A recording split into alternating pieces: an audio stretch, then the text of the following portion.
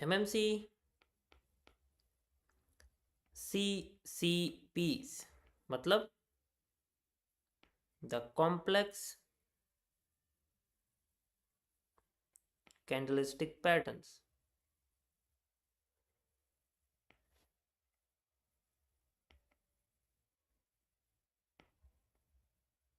मैं आपको इसको एमएमसी के कॉन्सेप्ट से बताऊंगा, मैंने इसको किस तरीके से रिक्रिएट करा है। देखो मैंने आपको पिन बार के पार्ट्स नहीं बताए अभी तक, याद है आपको? मैंने हैमर के बारे में, हैंगिंग मैन के बारे में बताया हुआ है, लेकिन उनके जैसे ही एक पिन बार के बारे में नहीं बताया हुआ।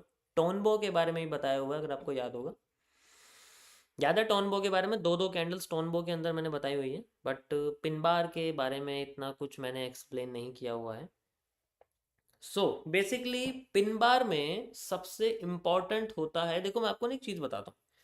जो मैं आपको एक कैंडल बताने वाला हूँ, ये इसकी जो थोड़ी बहुत मैंने रिसर्च वगैरह करी है, वो बेसिकली है कि ये जो कैंडल है, इसमें रेंज एनालिसिस सबसे इम्पॉर्टेंट है। पहले आप समझो मैं क्या कह रहा हूँ। अब मेरे वर्डिंग्स पे ध्यान देना, क्योंकि ये सबसे इम्पोर्टेंट होने वाली है।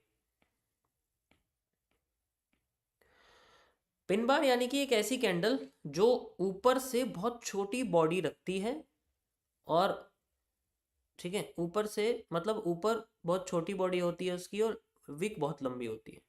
ठीक है, उसकी जो विक होती है वो बहुत लंबी होती है। इसी तरीके से उसकी विक ऊपर से लंबी होती है, नीचे से बहुत छोटी बॉडी होती है। तो ये एक कैंडल इस तरीके से होती है। ठीक है, इसमें तो कोई इशू नहीं है। परफेक्ट। अब इसमें फर्क क्या है? फर्क ये है कि ये जो कैंडल की बॉडी है, ये हर जगह काम नहीं करेगी आपकी।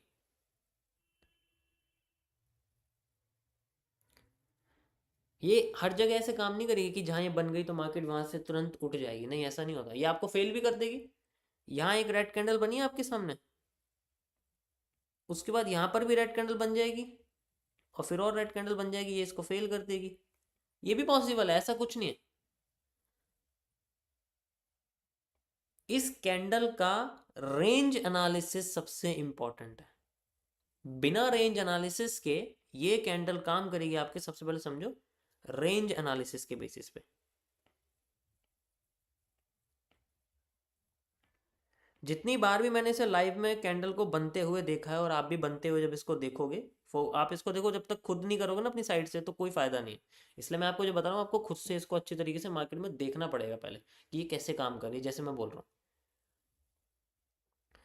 तो बेसिकली ये रेंज के हिसाब से कैसे काम करेगी? जैसे ये बन रही है कैंडल, यहाँ आई, मार्केट नीचे आ रही है, ध्यान से समझना।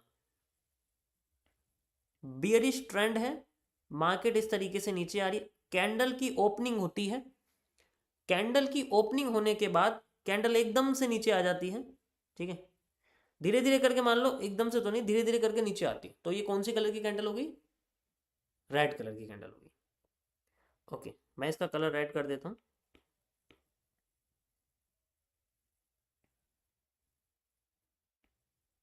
अभी इसके अंदर कोई विक नहीं है ऊपर। ये कैंडल यहां से ओपन होती है, और ओपन होते ही तुरंत ये नीचे गिरने लग जाती है। तो ओपन होते ही नीचे गिर जाएगी, इसका मतलब क्या है? इसके अंदर कोई विक नहीं होती, इसके अंदर नो टॉप विक।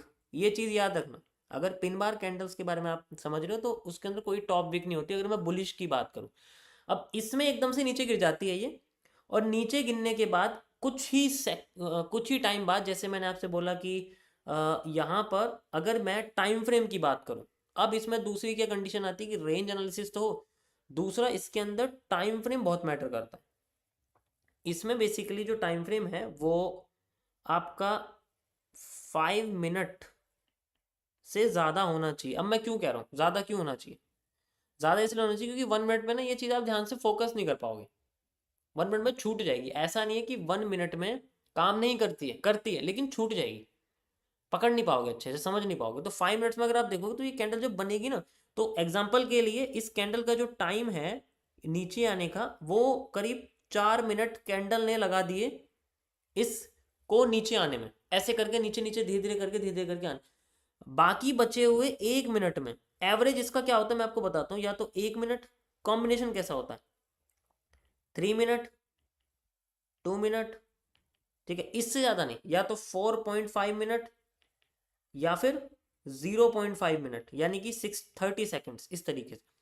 तो अब क्या होगा, जैसे ही 4 मिनट हो गए तो बाकी के 1 मिनट में कैंडल यहीं से ही ऊपर उठ जाती है बहुत फास्ट, और ऊपर जाके कैंडल की बॉडी ग्रीन कर देती है। और जैसे ही ग्रीन करती है,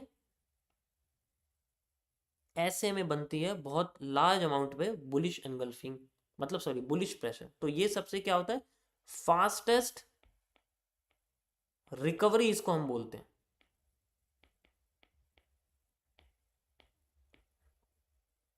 ऐसे होता है पिन बार का जन्म।